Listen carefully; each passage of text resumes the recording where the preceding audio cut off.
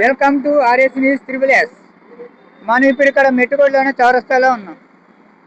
ఎందుకు వచ్చామంటే ఆటోలు నేను బంద్ అన్నారు, కానీ యథావిధిగా నడుస్తున్నాయి. మల్లికార్జున గారు ఇక్కడే ఉన్నారు. మరి ఆయన కోరికలు ఏంటో, ప్రభుత్వం ఇచ్చిన డిమాండ్లు ఏమిటో ఆయన మాటల్లోనే తెలుసుకుందాం.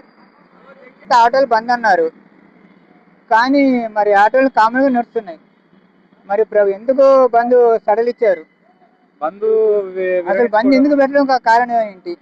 బంధు అంటే ఇప్పుడు మేము ఇన్ని రోజుల నుంచి ఎదుర్కొంటున్న సమస్యలకి ఈ రోజు కాంగ్రెస్ ప్రభుత్వం ఏం చేసిందంటే, నిన్న రాత్రి మా జేఏసీ నాయకులను పిలిచి మీరు బంధు విరమించుకోండి, మీ డిమాండ్లు ఏవైతే ఉన్నాయో అవి మేము పరిష్కరిస్తామని చెప్పడం కూడా జరిగింది. మరి పరిష్కరించినప్పుడు మరి పరిష్కారం జరిగిందా జరగలేదా? మరి దాని మీ అభిప్రాయం ఏంటి? పరిష్కారం జరిగింది. ఎట్లా జరిగిందంటే, ఇన్ని రోజులు ట్రాన్స్పోర్ట్ మినిస్టర్ పున్నం ప్రభాకర్ గారు ఏం చేసేవారంటే, మేము పోయినప్పుడల్లా మాటలు చెప్పి పంపించేవాళ్ళు. మా జేఏసీ నాయకులు వీళ్ళందరూ పోయినప్పుడు కూడా ఏదో కొన్ని మాటలు చెప్పి పంపిస్తే చాలు అనే విధంగా కొన్ని మాటలు చెప్పి పంపించేవారు. కానీ ఈ రోజు చూసుకున్నట్టయితే నిన్న రాత్రి ఆయన కమిషనర్ గారు, ట్రాన్స్పోర్ట్ మినిస్టర్ పున్నం ప్రభాకర్ గారు రాతపూర్వకంగా రాసి మాకు ఇవ్వడం జరిగింది. 15 రోజుల్లో మేము మొత్తం 14 డిమాండ్లు అడిగితే ఆ 14 డిమాండ్లలో 10 డిమాండ్లు మీకు చేస్తామని చెప్పడం జరిగింది. మరి ఒక్కసారి 18 డిమాండ్లు చెప్పగలుగుతారా అందరికి? మేము కొన్ని మా యూనియన్ జేపీ మాట యూనియన్ నుంచి కొన్ని డిమాండ్లు ఉన్నాయి. డిమాండ్లు ఏమంటే, ఇప్పుడు టీజీఆర్టీసీ ఎలక్ట్రికల్ ఫ్రీ ఆటోలు పెడతా ఉన్నారు. అది ఫేక్ అని రాత్రి ఆయననే చెప్పడం జరిగింది ట్రాన్స్పోర్ట్ మినిస్టర్. అది లేదు, ఆటో వాళ్ళకే అరుపులు వాళ్ళకే ఇస్తాము, టీజీఆర్టీసీ వాళ్ళకి ఇవ్వమని చెప్పారు.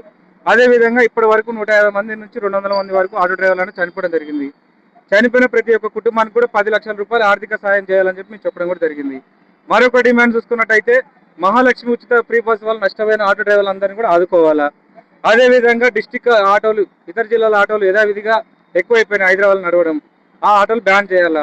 అదేవిధంగా మరొకటి ఏమంటే, ఇప్పుడు ఏమంటారు, ఈ ఓలా ఊబర్ ర్యాపిడో బైకులు అనేది చాలా ఎక్కువైపోయినాయి, ఆ బైకులు నిషేధించాలా. అదేవిధంగా చూసుకున్నట్లయితే బస్ స్టాండ్లలో, రైల్వే స్టేషన్లలో ఆటో డ్రైవర్కి ప్రత్యేక పార్కింగ్ అనేది కేటాయించాలా అనేది మా డిమాండ్లు కూడా ఉన్నాయి. ఇలా అనేక రకంగా ఎన్నో డిమాండ్లు ఉన్నాయి. మరి ఇప్పుడు వీటిలో గవర్నమెంట్ ఎన్ని ఇచ్చింది, ఇంకా మీరేం కావాలని అడుగుతున్నారు? మేము ఇప్పుడు మీటర్ ఛార్జీలు కూడా పెంచుతా అన్నది, సంక్షేమ బోర్డు ఏర్పాటు చేస్తా అన్నది ప్రభుత్వము. ఓకే, మేము మొత్తం 14 అడిగితే 10 ఇస్తా అన్నది. మేము సగం గెలిచినట్టే, సగం ఏంది దాదాపు 80% గెలిచినట్టే.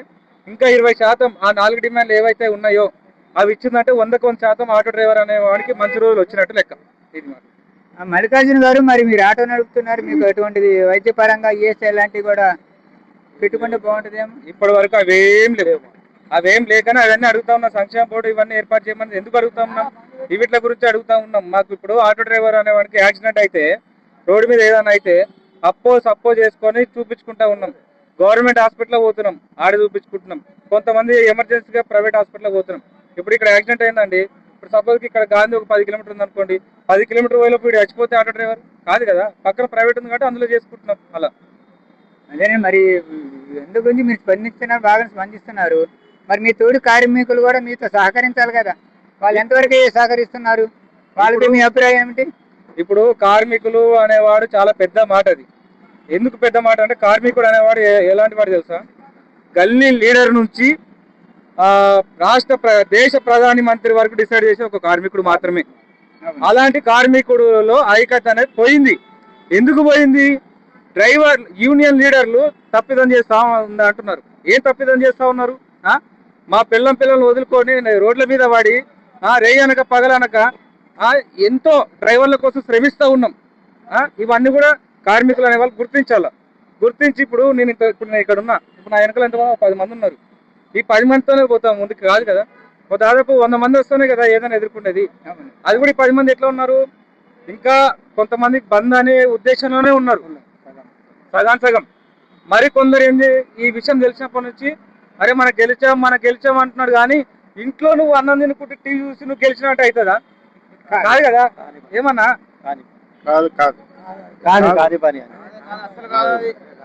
అన్ని ధరలు పెరిగినాయి, కానీ కూడా ఆటో ఫేర్ మీటర్ పెరగలే. 2012 నుంచి ఇప్పటి వరకు ఆటో ఫేర్ పెరగలే. 12లో 20 రూపాయలు మీటర్ ఫేర్ ఉండే, ఇప్పుడు 24, 26 సంవత్సరం, మొత్తం 14 సంవత్సరం గ్యాప్ వచ్చింది.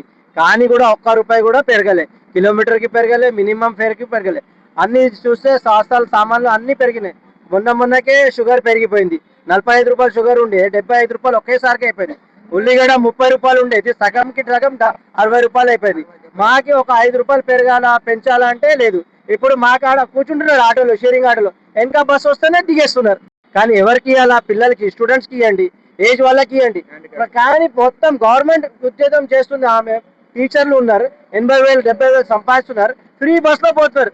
20 రూపాయలు ఇవ్వడానికి వాళ్ళకి ఇబ్బంది అవుతుంది మాకు. అట్లా పరిస్థితి ఉన్నది మా పరిస్థితి. ఎవరికి చెప్పుకోవాలా? చెప్పి చెప్పి ఈ కొత్త ప్రభుత్వం వస్తే మారుతుందేమో అని అందరు చెప్పుకున్నారు. 10 సంవత్సరం ఆ గవర్నమెంట్ ఏం చేయలే, ఈ సంవత్సరం ఈ వచ్చిన ప్రభుత్వం చేస్తా అంటే ఈ ప్రభుత్వం కూడా వచ్చి దాదాపుగా 2.5 సంవత్సరం అయిపోయింది. ఇంకేం చేస్తుంది? ఇంకా ఆగం చేసేసింది ఫ్రీ బస్ వల్ల.